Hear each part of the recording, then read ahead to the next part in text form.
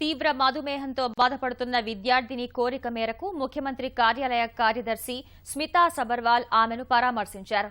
కరీంనగర్ జిల్లా పెగడపల్లికి చెందిన నిహారిక 17 ఏళ్లకే తీవ్ర మధుమేహంతో బాధపడుతోంది.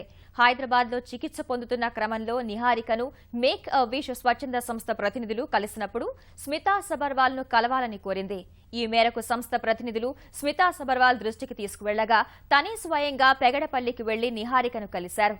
పేద కుటుంబానికి చెందిన నిహారికకు వైద్యం కోసం ప్రతి నెల 5,000 రూపాయలు ఖర్చవుతోందని తెలుసుకున్న స్మితా సబర్వాల్ బాధితురాలి తల్లికి ఒప్పంద పద్ధతిలో ఉపాధి కల్పించాలని జగిత్యాల ఉప కలెక్టర్ కృష్ణ భాస్కర్ కు సూచించారు.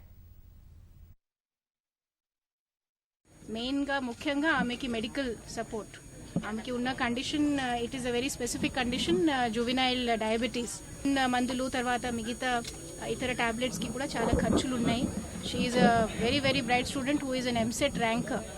సో ఈ మా ప్రయత్నం తప్పనిసరిగా ఆమెకి మంచి భవిష్యత్తు ఉండాలనేది ఉంటుంది. At the same time private సంస్థల ద్వారా కూడా ఎవరైనా మంచి దాతలు ఉంటే వారందరికీ కూడా మా తరఫు నుంచి appeal for her studies, for sponsorship.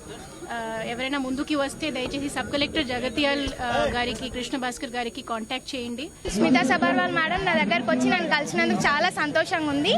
నేను అసలు ఎక్స్పెక్ట్ చేయలేదు మేడం నన్ను వచ్చి కలుస్తారని, కానీ ఇంత త్వరగా మేడం నన్ను కలిశారు. ఇంకా కలిసి నా ప్రాబ్లమ్ని నాకు సపోర్ట్ ఇచ్చి నాకు హెల్ప్ చేస్తానందుకు మేడంకి చాలా థ్యాంక్స్.